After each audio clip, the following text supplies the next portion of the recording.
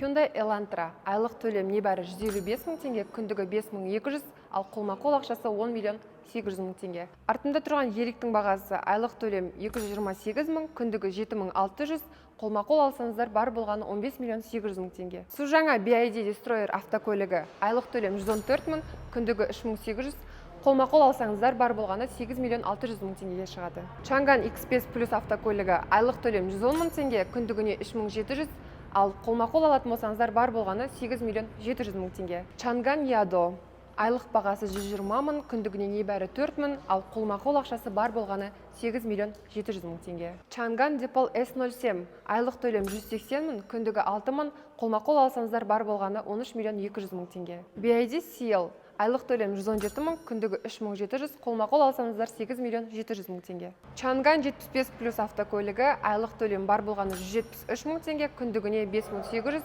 ал қолма-қол алсаңыздар бар болғаны 12 миллион 800 мың теңге. Чанган X7 плюс автокөлігі айлық төлем 160 мың, күндігі 5400, қолма-қол алсаңыздар 11 миллион 300 мың теңге. Чанган 75 плюс автокөлігі айлық төлем бар болғаны 170 мың, күндігіне 5700, ал қолма-қол алсаңыздар бар болғаны 11 миллион 500 мың теңге. Дәл осы автокөліктер сіздерді қызықтыратын болса, астына машина сөзін жазып кетіңіздер, немесе биодағы номерге хабарласыңыздар.